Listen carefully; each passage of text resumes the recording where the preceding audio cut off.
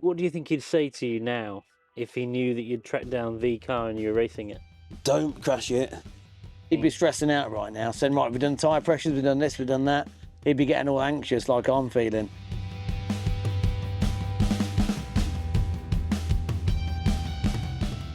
In 1988, Andy Sharpe took his first racing car onto the circuit at Snetterton. He rolled it on the very first lap. He didn't have the money to fix it there and then, so he had to sell it. And for 38 years, his family never saw it again. Unfortunately, in January 2026, Andy died, and his sons set out on a quest to find the car, bring it back to life and race it at their home circuit of Mallory Park. This is their story. Welcome back to Rest Revival. I'm Yo's Will. Let's get into it.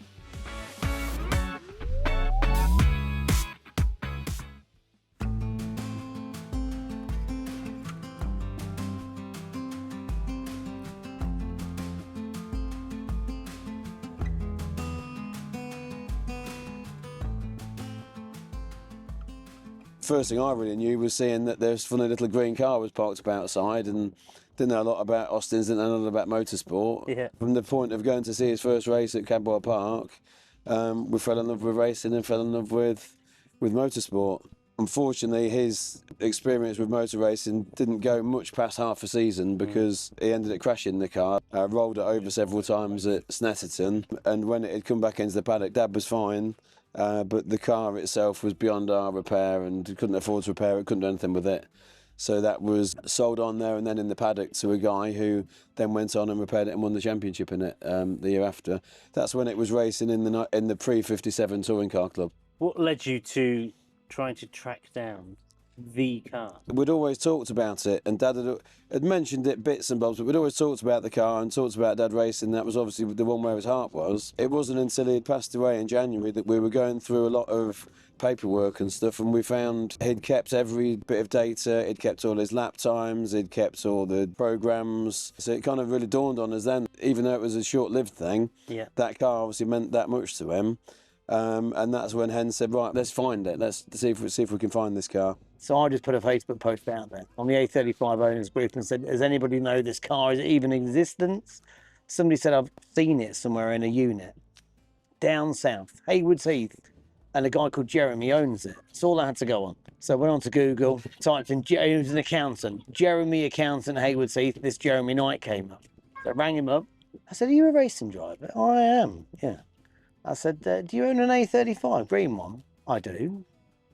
And then I just went, person says, rang Will while I was on the phone to him and said, well, I found it.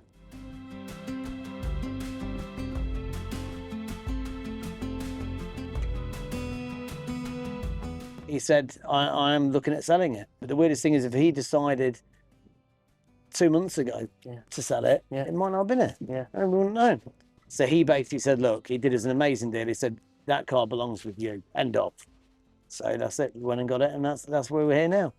So other than a bit of fettling from Mark Wright, our race engineer, it's here, and fingers crossed to be racing in a minute.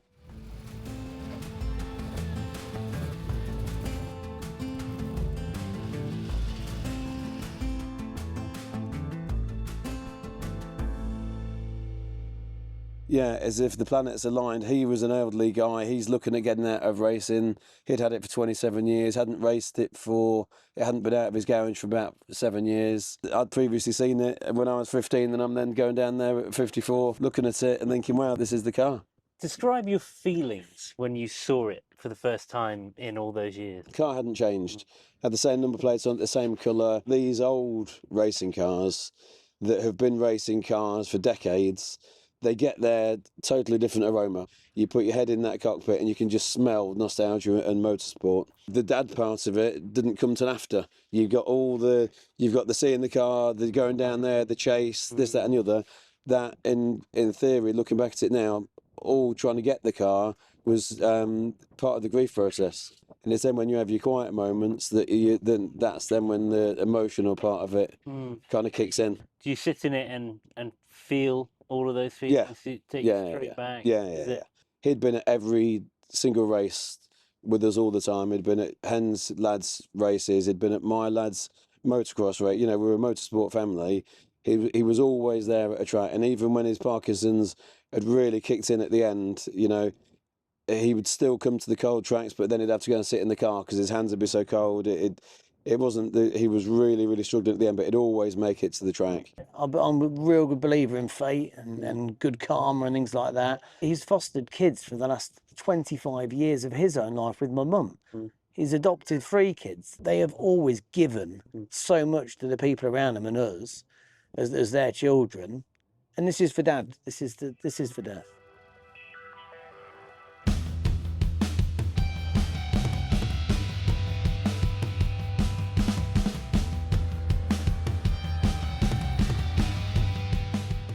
The beauty of these little A35s, and we see this in the paddock, and now we've got our ownership of it, everyone's got a little place for it. It's a very British, just a little fun-looking little car in it, and it just attracts the right people. Everyone's got a story about it.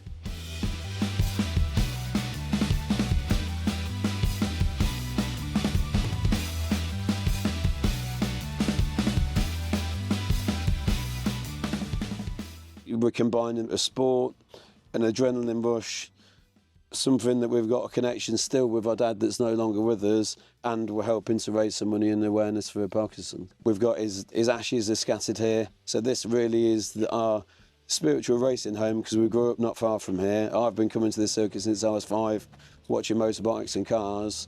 I'm now in my dad's car, around my dad's circuit, you know, where his ashes are, and it really is something special, yeah. Yeah. What do you think he'd say to you now if he knew that you'd tracked down the car and you were racing it?